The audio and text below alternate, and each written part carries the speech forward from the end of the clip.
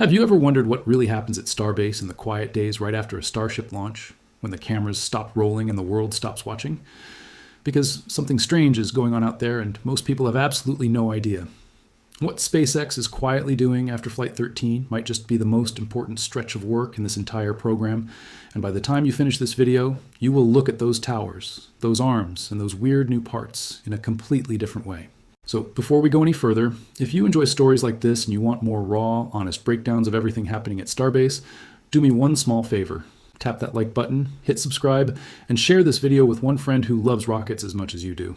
That single click actually helps more than you think, and it keeps this channel alive and pushing deeper into stories nobody else is telling.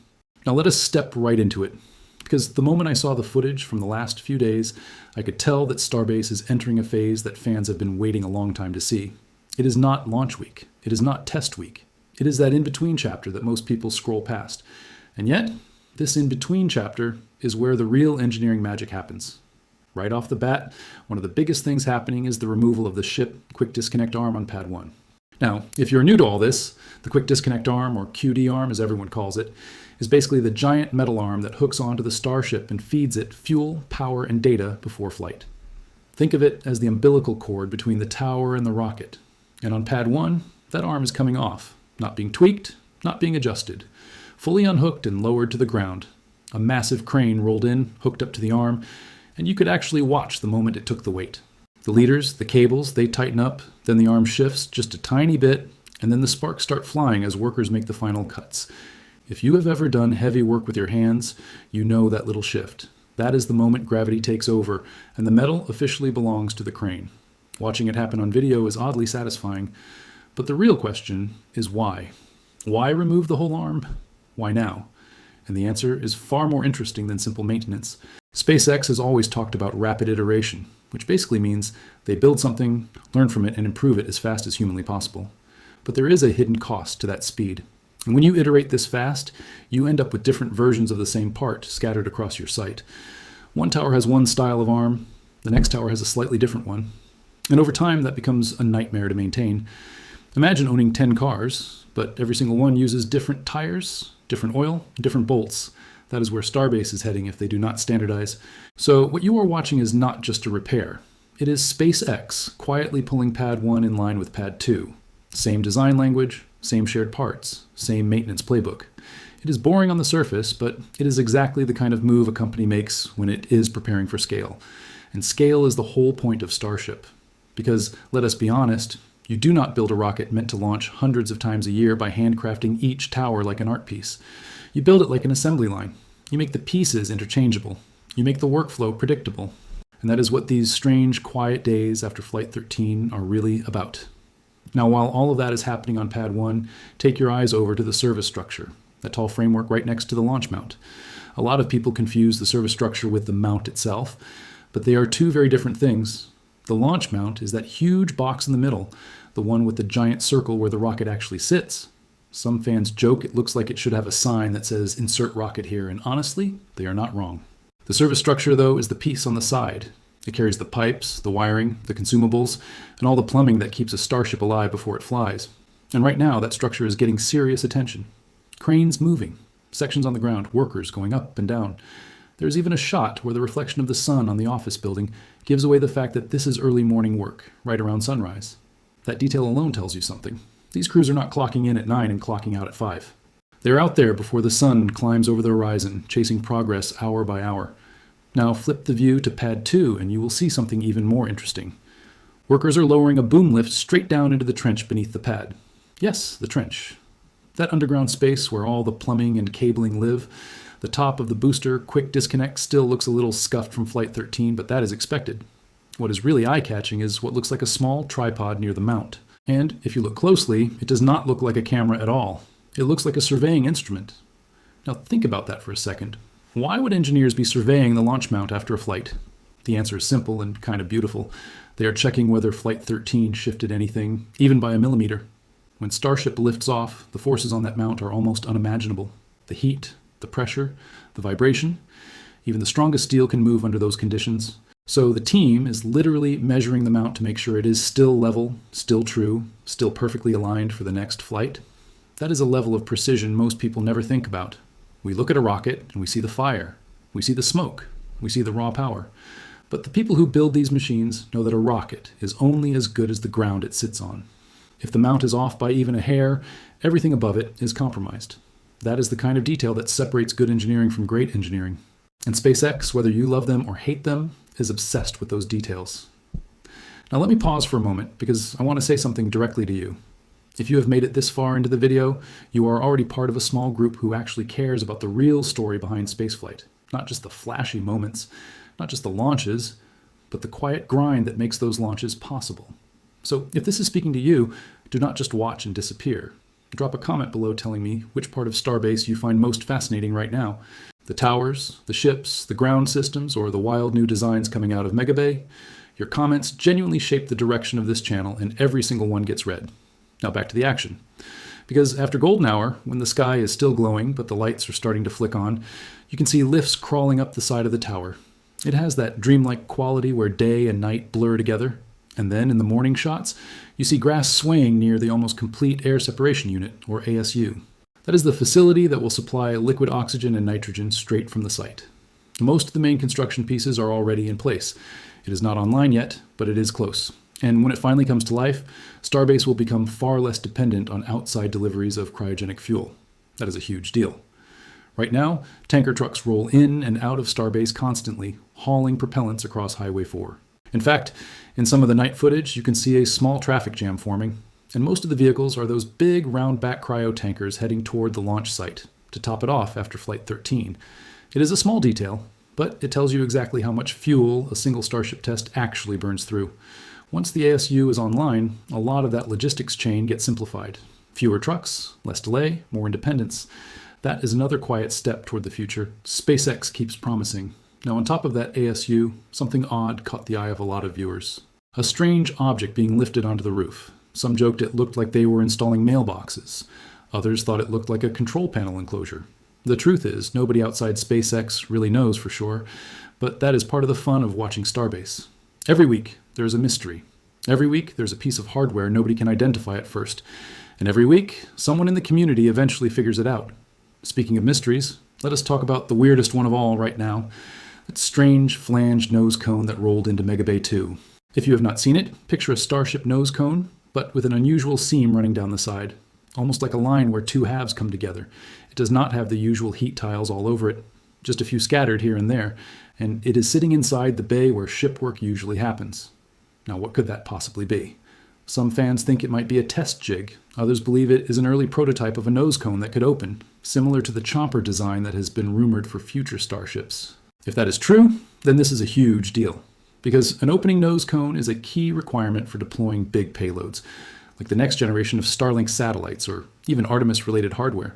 Just imagine a Starship reaching orbit, then splitting open its nose to release cargo the size of a small building. That is not science fiction. That is the direction this program is heading. And that little seam on that quiet nose cone might be one of the earliest hints of it. Sitting inside Gigabay 2, going almost unnoticed by the mainstream media, while the real space nerds are dissecting every pixel of it. This is why Starbase is such a fascinating place to watch, because the biggest breakthroughs never announce themselves with fireworks. They roll in on trailers, wrapped in confusion, waiting for someone to figure out what they truly are. Meanwhile, over at the Gigabay, the growth just keeps going. Construction has slowed a little because of the recent flight activity. But the cranes are still there, and the walls are still climbing higher. Once complete, the Gigabay will be one of the largest rocket production spaces on the planet. You can already see the outlines of the booster workstations inside, row after row of them. Imagine walking into that place at night with the lights on and seeing dozens of super heavy boosters lined up in different stages of assembly. That is not a factory. That is a rocket army being built. Some fans joke about how many boosters it might hold, 40, 50, maybe more. Nobody knows the exact number yet, but even if it is only half of what people expect, it is still an insane leap forward. And right next to it, the Star Factory continues to hum along, cranking out ships and boosters at a pace no other space company can even come close to matching. There are also little details you might miss if you blink, pipes with flanges being moved around. Some joked they might be drainage pipes for the roof. Others guessed water lines. It could be something as boring as plumbing, or as important as a key part of a new system. That is the beauty of Starbase. Even the mundane stuff has a story if you look closely enough. And then there was that oddly styled SPMT driver, sitting in the offset cab. looking almost like the driver of a military vehicle. Those self-propelled modular transporters are what haul the biggest pieces of Starship hardware across the site. When you see one moving, something big is either arriving or leaving. In this case, it was one of those quiet transfers that only the diehard fans notice. And speaking of transfers, over at the Massey test site, the 39.1 test tank was making its way back. It had just wrapped up a round of tests, and it was rolling back up Highway 4 like nothing special was happening. But that tank represents another piece of the future. Every test tank they put through cryogenic pressure teaches them something. How the steel behaves, where the weak points are, what can be pushed further next time. Then there was the tile experiment.